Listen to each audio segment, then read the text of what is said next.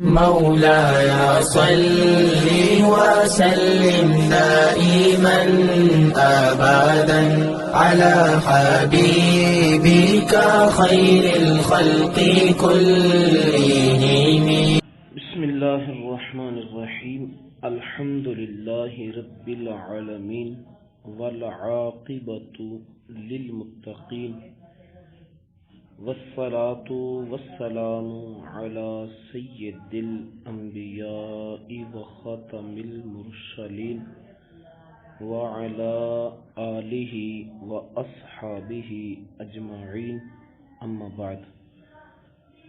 الحمدللہ مرکز الطاہر جامعہ امینیہ رضویہ مظہر الاسلام مرکزی جامع مسجد سبحان اللہ غلام محمد آباد فیصل آباد میں حضرت قبلہ پیر طریقت رہبر شریعت پروفیسر ڈاکٹر محمد غلام غوث طاہری نقشبندی بخشی دامت برکاتہم القدسیہ کی کوششوں اور کاوشوں سے منعقد ہونے والی کلاس درس نظامی کی کلاس ترجمۃ القرآن میں آج ہمارا سبق سورۃ النساء کی آیت نمبر 15 سے شروع ہو رہا ہے۔ اللہ رب العزت ارشاد فرماتا ہے واللاتی یأتین الفاحشۃ من نسائکم، اور وہ عورتیں جو بے حیائی کا ارتکاب کریں تمہاری عورتوں میں سے، فاستشہدوا علیہن اربعۃ منکم، تو ان پر گواہ طلب کرو اپنے میں سے 4۔ منکم ضمیر مذکر کی ہے، یعنی 4 مرد گواہ۔ فَإِن شَاہِدُوا، پھر اگر وہ گواہی دے دیں، 4 مرد گواہ بن جائیں کسی عورت کے بے حیائی کرنے پر، فَأَمْسِكُوهُنَّ فِي الْبُيُوتِ، تو ان کو تم بند کر دو، ٹھہرا دو، قید کر دو گھروں میں، حَتَّى يَتَوَفَّاهُنَّ الْمَوْتُ، یہاں تک کہ پورا کر دے ان کو موت، او یجعل اللہ لہن سبیلا، یا اللہ تعالی ان کے لیے کوئی راستہ بنا دے۔ بعض علماء کرام نے کہا کہ اس سے مراد یہ ہے کہ ابھی زنا کی حد نازل نہیں ہوئی تھی، اس وقت زنا کا حکم یہی تھا، اگر 4 مردوں کی گواہی سے زنا ثابت ہو جاتا تو انہیں گھروں میں قید کر دیا جاتا۔ او یجعل اللہ لہن سبیلا، اس سے مراد یہ ہے کہ یا پھر اللہ تعالیٰ ان کے لیے حد بیان کر دے، اور جب حد بیان ہو گئی کہ شادی شدہ مرد و عورت زنا کریں تو ان کی حد رجم، اور غیر شادی شدہ کریں زنا کریں تو ان کی سزا 100 کوڑے۔ تو یہ آیت منسوخ ہو گئی، پھر یہ قید و بند والا حکم باقی نہ رہا۔ ٹھیک ہے۔ واللذان یأتیانہا، اور وہ 2 مرد جو ارتکاب کریں اسی فعل کا، ضمیر کا مرجع الفاحشہ یعنی بے حیائی کا ارتکاب کریں، منکم تم میں سے، فآذوہما، تو ان دونوں کو تم ایذا دو، تکلیف دو۔ یہ بھی آیت حد زنا کی نازل ہونے سے پہلے کا حکم تھا۔ جب زنا کی حد سورہ نور میں نازل ہو گئی تو پھر یہ دونوں حکم منسوخ ہو گئے۔ بعض علماء کی رائے یہ ہے۔ دیگر بعض جو ہیں وہ اس کی تفسیر کرتے ہیں کہ واللاتی یاتین الفاحشۃ من نسائکم، اس سے مراد ہے عورتوں کے ساتھ بدفعلی کرنا، بطریق مصاحقت، ٹھیک ہے، عورت سے بے حیائی کا ارتکاب کرنا، تو اس کی سزا ہے ان کو گھروں میں قید کر دینا۔ اور واللذان یأتیانہا، اس کا مطلب ہے مردوں سے بے حیائی کرنا، اور ان کی سزا یہ ہے فآذوہما، ان کو ایذا دو، انہیں تکلیف دو، اور وہ سزا کون سی دو یہ بیان نہیں کیا گیا۔ پھر اس کی سزا میں اقوال مختلف ہیں۔ بعض علماء کہتے ہیں کہ ان کی سزا ہے تعزیر۔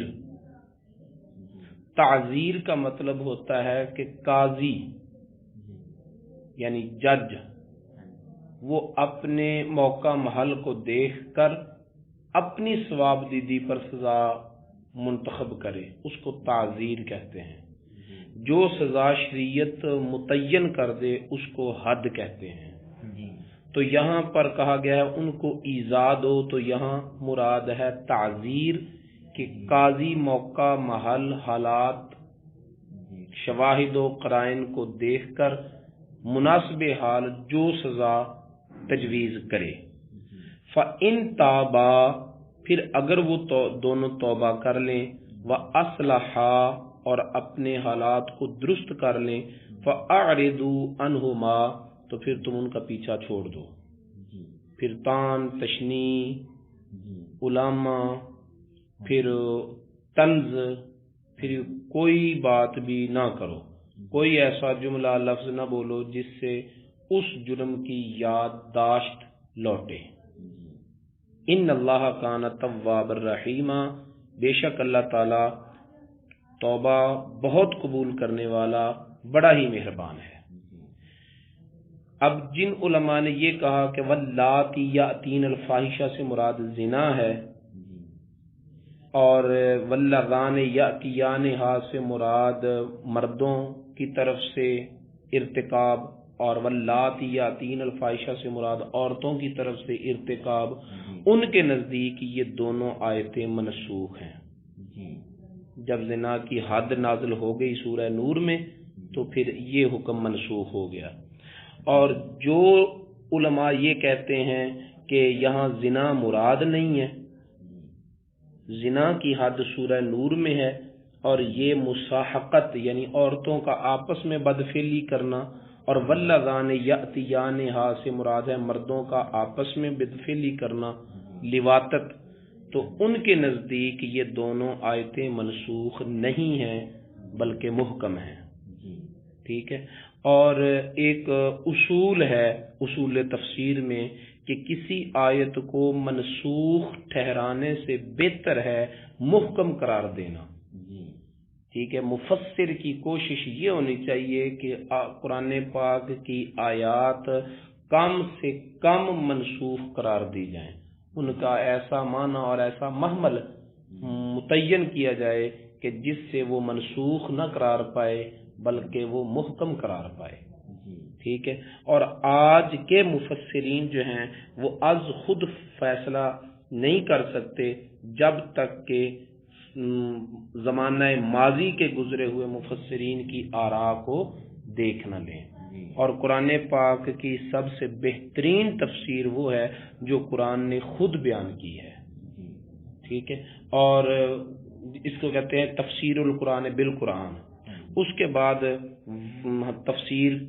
اس تفسیر کا درجہ ہے جو قرآن کی تفسیر حدیث نے بیان کی ہے، ٹھیک ہے۔ لہذا قرآن و حدیث کی روح سے علماء نے جو ان دونوں آیات کے مطالب بیان کیے ہیں، ان دونوں مطالب کو سامنے رکھ کر یہ اصول بھی ساتھ ملایا جائے کہ کوشش ہونی چاہیے کہ آیات کم سے کم منسوخ قرار دی جائیں، تو پھر یہ رائے جو ہے وہ ترجیح پاتی ہے کہ اس کو مصاحقت پر اور دوسری آیت کو لیواتت پر معمول کیا جائے، اس طرح ان دونوں کے حکم غیر منسوخ محکم قرار پائیں گے۔ اور سورہ نور میں جو آیت ہے وہ ان آیتوں کے لیے ناسخ نہیں بلکہ وہ ایک تیسری صورت زنا کی حد ہے۔ انما التوبۃ علی الذین انما التوبۃ علی اللہ للذین یعملون السوء بجہالۃ ثم یتوبون من قریب فاولئک یتوب اللہ علیہم۔ توبہ اللہ تعالی کے ذمے ان لوگوں کے لیے ہے، توبہ قبول کرنا اللہ تعالی کے ذمہ کرم پر ان لوگوں کے لیے ہے جو غفلت میں برائی کا ارتکاب کر لیں پھر وہ جلدی ہی توبہ کر لیں۔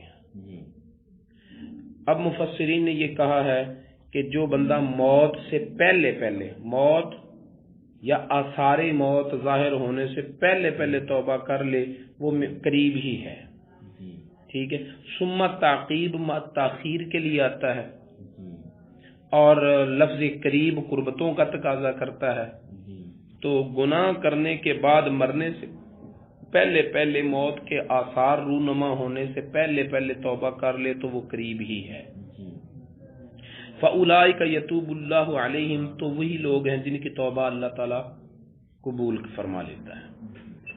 توبہ قبول کرنا اللہ تعالیٰ کے ذمہ کرم پر ان لوگوں کے لیے ہے جو گناہ کریں اپنی غفلت کے باعث، پھر وہ توبہ کر لیں جلد ہی، تو اللہ تعالیٰ ان لوگوں کی توبہ قبول فرماتا ہے۔ وَكَانَ اللَّهُ عَلِيمًا حَكِيمًا، اور اللہ علم والا اور حکمت والا ہے۔ وَلَيْسَتِ التَّوْبَةُ، اور توبہ معتبر نہیں ہے لِلَّذِينَ يَعْمَلُونَ السَّيِّئَاتِ، ان لوگوں کے لیے جو گناہوں میں غرق رہیں، حَتَّى إِذَا حَضَرَ أَحَدَهُمُ الْمَوْتُ، یہاں تک کہ ان میں سے جب کسی ایک کی موت آ جائے، قال، پھر کہے، انی تبت الآن، میں اب توبہ کرتا ہوں، ان کی توبہ قبول نہیں ہوگی۔ جو موت کے آثار دیکھ کر توبہ کرے اس کی توبہ قبول نہیں ہوگی۔ وَلَلَّذِينَ يَمُوتُونَ وَهُمْ كُفَّارٌ، اور نہ توبہ ان کی ہے جو مر جائیں اس حال میں کہ وہ کافر ہیں، حالت کفر میں جو لوگ مر جائیں ان کی بھی توبہ نہیں ہے۔ جس وقت فرعون سمندر میں غوطے کھا رہا تھا اس نے اس وقت توبہ کر لی تھی، لیکن اللہ رب العزت نے اس کی توبہ قبول نہیں کی، ٹھیک ہے۔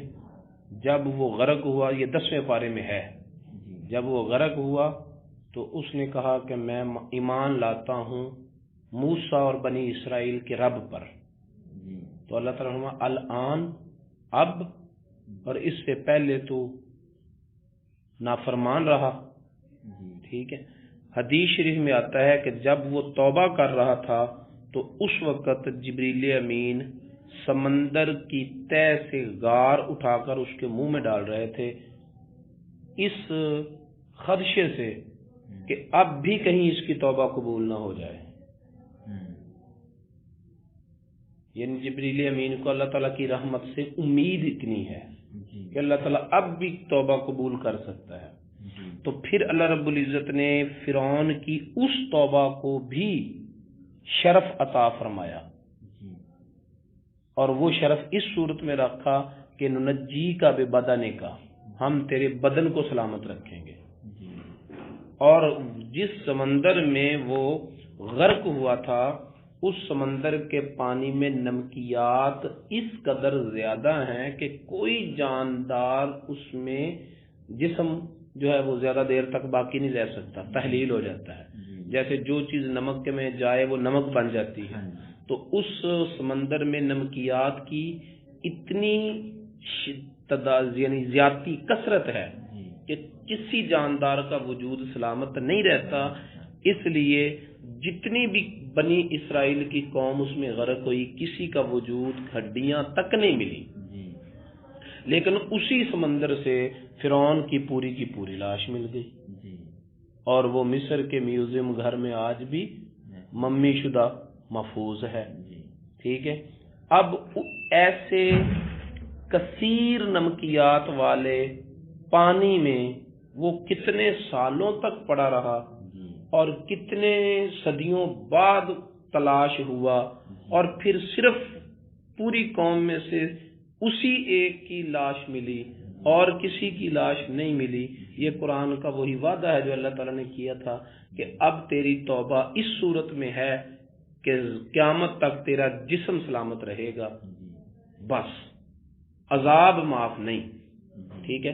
اب اس سے یہ پتہ چلتا ہے کہ اگر اللہ تعالی اپنے اتنے دشمن کا جس نے ساری زندگی اللہ کو نہیں مانا، ٹھیک ہے، مرتے وقت جب توبہ قبول نہیں کی جاتی اس وقت توبہ کرے تو اس کا جسم اللہ تعالی سلامت رکھے، جس بھی انداز میں رکھے. ٹھیک ہے. تو جو اللہ تعالیٰ کے محبوب بندے ہیں ان کے اب جسم نہیں سلامت رہ سکتے. اگر وہ دشمنوں کے ساتھ اتنی مہربانی ان کے وجود کو سلامت رکھ سکتا ہے تو اپنے محبوبوں کے جسموں کو کیوں نہیں سلامت رکھتا. ٹھیک ہے. لہذا یقیناً رسول اللہ صلی اللہ علیہ وسلم اور آپ کے مقربین کے اجسام، اولیاء کاملین کے اجسام اپنی اپنی قبروں میں سلامت رہتے ہیں. اور ایسی کئی شہادتیں بھی موجود ہیں جو اس بات کی گواہی دیتی ہیں کہ واقعتاً قبر نے کفن تک کو خراب نہیں کیا. ٹھیک ہے. تو یہاں پھر فرمایا کہ اگر کوئی بندہ اپنی موت کے آثار کو دیکھ کر کہے انی تبت الآن، میں اب توبہ کرتا ہوں، تو ان کی توبہ قبول نہیں ہوتی. وَلَلَّذِينَ يَمُوتُونَ وَهُمْ كُفَّارٌ، اور وہ لوگ جو مر جائیں اس حال میں کہ وہ کافر ہوں ان کی توبہ بھی قبول نہیں ہوتی. أُولَٰئِكَ أَعْتَدْنَا لَهُمْ عَذَابًا أَلِيمًا، یہ وہ لوگ ہیں جن کے لیے ہم نے دردناک عذاب تیار کر رکھا ہے.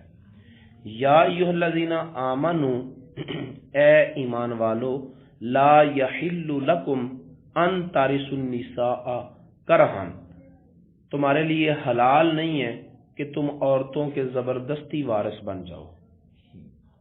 ہوتا یہ تھا کہ مرنے والے کے جائیداد کو تقسیم کرتے ہوئے اس کی بیویوں کو بھی تقسیم کر لیتے تھے.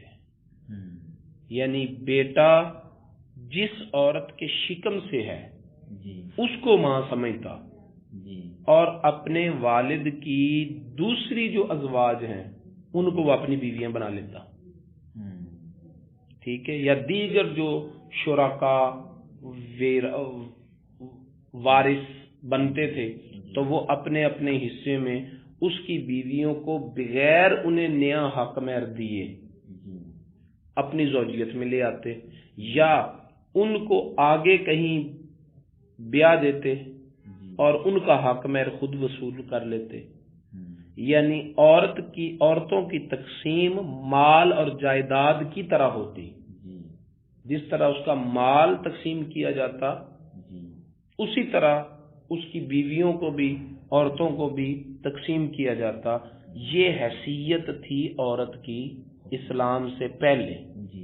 اور اسلام نے پھر یہ قانون بنایا کہ مال ہے، عورت کو مال اور جائیداد میں سے شمار نہ کرو بلکہ اس کو وارثوں میں رکھو. عورت کو مال سے نکال کر وارث کی حیثیت اسلام نے دی ہے، باقاعدہ اسے حصہ دیا ہے، اس کی گری ہوئی پوزیشن کو اٹھایا ہے اور اتنا اٹھایا ہے جتنا اس کا حق بنتا ہے. جو لوگ اس سے زیادہ عورت کو ترجیح دیتے ہیں تو ان معاشروں میں بہتریاں قائم نہیں ہوتی، نظام بگڑتے ہیں. ٹھیک ہے. تو اے ایمان والو، تمہارے لیے حلال نہیں کہ تم وارث بن جاؤ عورتوں کے زبردستی. ولا تعدلوہن لتذهبوا ببعض ما آتیتموہن، اور تم انہیں تنگ نہ کرو تاکہ تم حاصل کر لو کچھ وہ جو تم نے ان کو دیا ہے. اچھا، یہ کیا کرتے تھے؟ عورتوں کو طلاق بھی نہیں دیتے تھے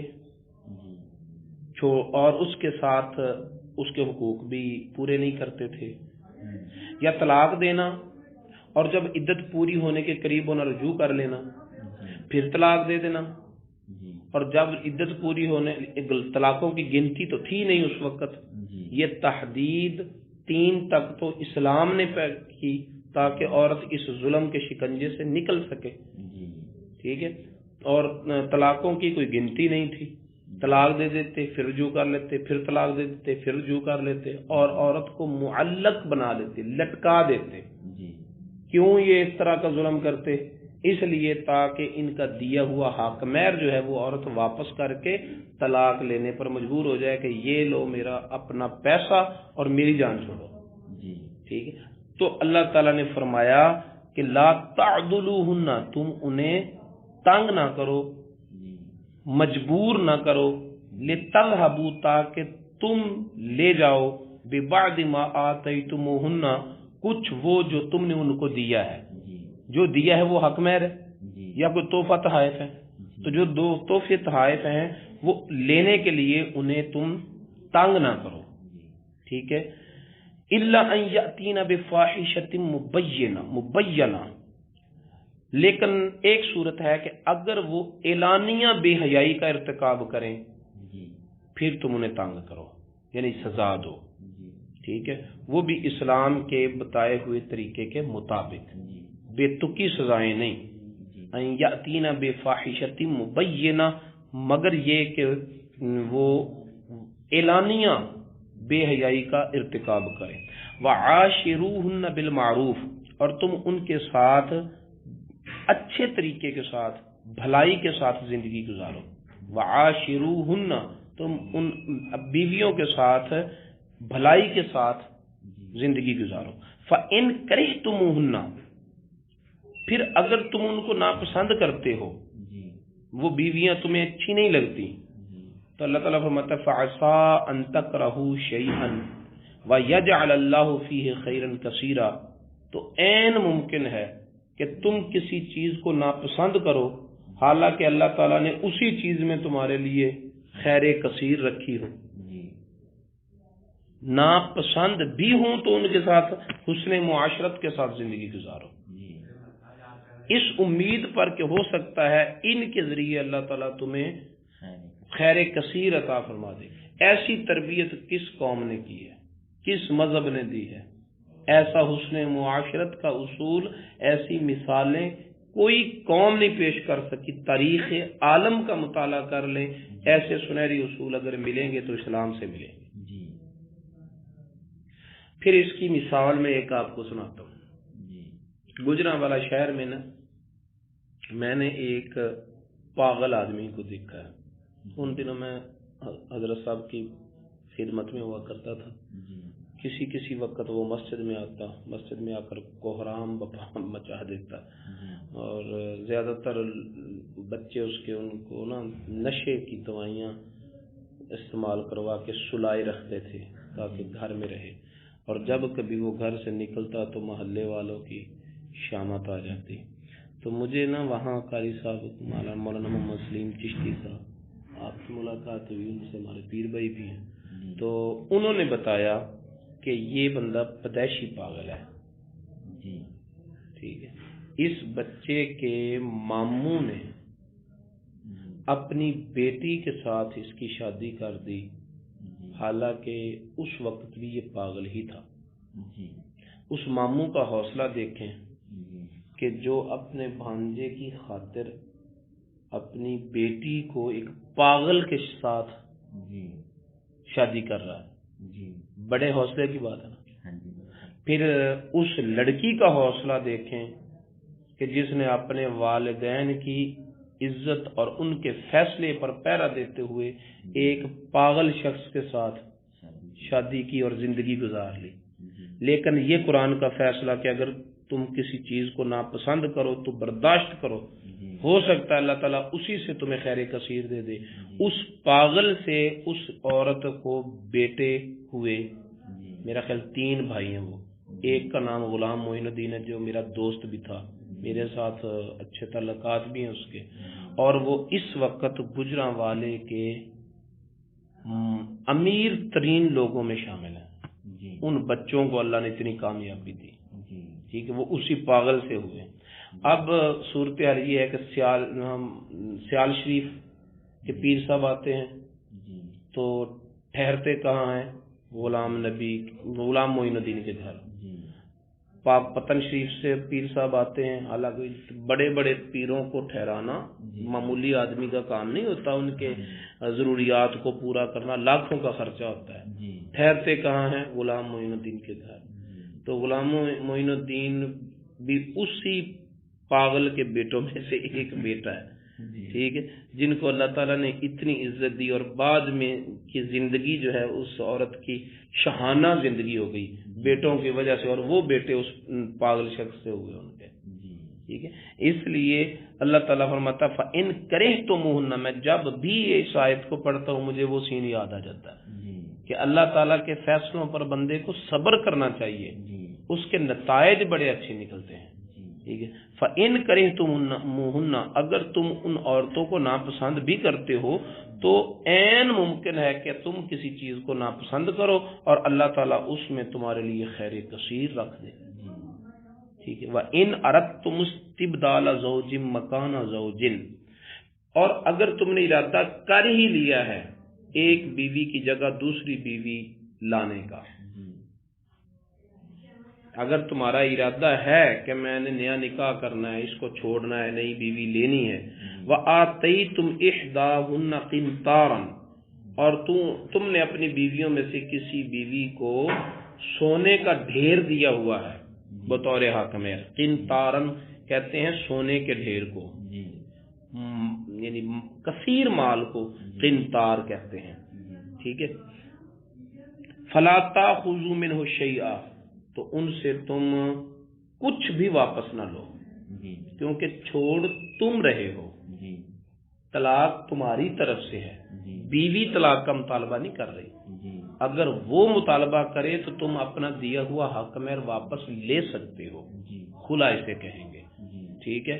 اور اگر وہ مطالبہ طلاق کا نہیں کر رہی، تم طلاق کا خود دے رہے ہو، تو دیا ہوا حق مہر واپس نہ لو، ٹھیک ہے۔ حضرت عمر رضی اللہ تعالی عنہ نے منبر پر اعلان کیا کہ عورتوں کے حق مہر زیادہ نہ بڑھاؤ، زیادہ حق مہر نہ بڑھاؤ، عورتوں کے زیادہ کرنے سے منع کیا گیا۔ اس کا مطلب ہے کہ صحابہ کرام کا طریقہ کار کیا تھا، حضرت عمر کا دور صحابہ کا دور ہی ہے نا، تو ان کا طریقہ کار کیا تھا کہ وہ عورتوں کو حق مہر زیادہ زیادہ دیتے تھے۔ اور آج ہمارے ہاں شرعی حق مہر کسے کہا جاتا ہے؟ جو آخری حد ہے، جس سے نیچے جائز ہی نہیں ہے، ٹھیک ہے، اسے شرعی نہیں کہا جا سکتا، ٹھیک ہے، اسے کہا جا سکتا ہے ضروری حق مہر، جو آخری حد تک ہے، حالت مجبور اضطراری حالت میں جو حق مہر ہے۔ شرعی اور سنت تو یہ ہے طریقہ کہ زیادہ سے زیادہ حق مہر دیا جائے، ٹھیک ہے۔ پھر وہاں پر پوچھتے ہیں لڑکی کے باپ سے کہ ہاں جی کتنا باپ، وہ بیچارہ بیٹی کا باپ کیا بولے، کوئی وہ بیٹی بیچ تھوڑی تھا، لیکن عرب لوگوں میں اس بات میں کوئی سنگ شرم حیا نہیں محسوس کیا جاتا تھا، وہ بے دھڑک مطالبہ کرتے تھے اور اب بھی کرتے ہیں۔ عربوں میں یہ رواج نہیں ہے، عورت خود مطالبہ کرتی ہے میں نے اتنا حق مہر لینا ہے تو وہ کر سکتی ہے، ٹھیک ہے، اس کو شریعت نے حق دیا ہے۔ حضرت عمر رضی اللہ تعالیٰ عنہ نے منع کیا، منبر پر کھڑے ہو کر اعلان کیا کہ عورتوں کے حق مہر جو ہیں وہ اتنے زیادہ نہ بڑھاؤ، تو ایک عورت ہی کھڑی ہو گئی، اللہ تعالیٰ ہمیں دیتا ہے اور عمر منع کرتا ہے۔ حضرت عمر نے کہا وہ کیسے؟ اس نے یہی آیت پڑھی وَآتَيْتُمْ إِحْدَاهُنَّ قِنْطَارًا فَلَا تَأْخُذُوا مِنْهُ شَيْئًا، تم نے اگر کسی عورت کو سونے کا ڈھیر بھی دیا ہے، اس کا مطلب یہ ہے کہ سونے کا ڈھیر بھی حق میں دیا جائے تو منع نہیں، زیادہ سے زیادہ کی اللہ تعالیٰ نے حد نہیں رکھی، شریعت میں حد جو ہے وہ کم سے کم کی ہے، زیادہ سے زیادہ کی حد نہیں ہے، جتنا زیادہ حق مہر ہوگا اتنا ہی اچھا ہوگا۔ تو حضرت عمر رضی اللہ تعالیٰ نے اپنا موقف واپس لیا اور فرمایا کہ عمر تجھ سے تو عورتیں قرآن زیادہ سمجھتی ہیں، یعنی اس طرح کا جملہ بولا۔ یہ آپ کی عاجزی، انکساری اور عدل پسندی تھی کہ اگر اپنی ذات پر بھی بات آئی ہے تو پھر اڑے نہیں بلکہ حق کو تسلیم کیا ہے۔ ٹھیک ہے، تو حضرت عمر رضی اللہ عنہ کی خاموشی جو ہے وہ اس بات کی دلیل ہے کہ واقعی اس سے مراد یہ ہے کہ اگر کسی عورت کو سونے کا ڈھیر بھی دیا ہے بطور حق مہر اور طلاق دیتے ہوئے اس سے واپس کچھ بھی نہ لے۔ اتاخذونہ بہتانا و اسم مبینہ، کیا تم ان سے لوگے ان پر بہتان لگاتے ہوئے اور کھلا گناہ کرتے ہوئے؟ یعنی بعض اوقات ایسی صورت اپناتے تھے نا کہ حق مہر واپس لینے کے لیے اس پر کوئی جھوٹا بہتان لگا دینا اور اس بہتان کی وجہ سے پھر کہنا کہ اب مجبوری ہے، میں اس کے ساتھ رہ نہیں سکتا، میرا حق مہر واپس کرو اور میں تمہیں طلاق دیتا ہوں۔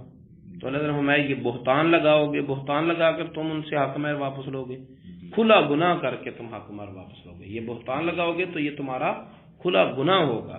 دوسری صورت، دوسری دلیل فرمایا وَكَيْفَ تَأْخُذُونَهُ، اور کیسے تم ان سے حق مہر واپس لیتے ہو، وَقَدْ أَفْضَى بَعْضُكُمْ إِلَى بَعْضٍ، جبکہ بے پردہ ہو چکا تم میں سے بعض کے لیے، بے حجاب ہو چکے، تم ایک دوسرے کا لباس بن چکے ہو۔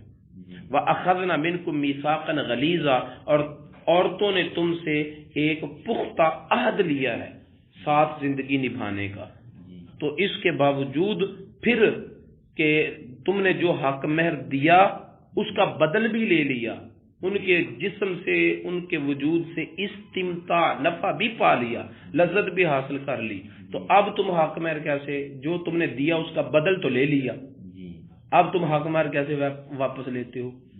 ٹھیک ہے، اور وَلَا تَنْكِحُوا مَا نَكَحَ آبَاؤُكُمْ، اور تم نہ نکاح کرو ان عورتوں سے جن سے نکاح کیا ہے تمہارے باپوں نے، یعنی اپنے باپ کی موتوا کو اپنی موتوا نہ بناؤ کسی بھی صورت میں، من النساء، عورتوں میں سے کسی بھی صورت میں۔ جیسے وراثت کے اصولوں میں یہ ہوتا تھا کہ بیٹا جس عورت کے بطن سے ہوتا اس کو چھوڑ کر اگر اس کے علاوہ کوئی اور بیوی اس کے باپ کی ہوتی تو اسے اپنی بیوی بنا لیتا وراثت میں۔ ٹھیک ہے، تو اس آیت میں کہا گیا کہ جو عورت باپ کی موتوا ہے وہ بطور لونڈی موتوا ہے، وہ بطور بیوی موتوا ہے، کسی بھی صورت میں وہ موتوا ہے، وہ بیٹا اس کو اپنے نکاح میں نہیں لے سکتا۔ ٹھیک ہے، وہ اس کی ماں کے درجے میں ہے، تو نہ نکاح کرو تم ان سے جن سے نکاح کیا تمہارے باپ نے، اور باپ، دادا، پردادا، نانا سب اس میں شامل ہے۔ من النساء، عورتوں میں سے، الا ما قد سلف، مگر وہ جو پہلے ہو چکا، انہ کان فاحشۃ و مقتا، بے شک یہ کام کھلی بے حیائی ہے اور اللہ کی ناراضگی اور غضب کا باعث ہے، مقتا، وساء سبیلا، اور یہ برا راستہ ہے۔ صدق اللہ العلی العظیم۔ مولاي صل وسلم دائما أبدا على حبيبك خير الخلق كلهم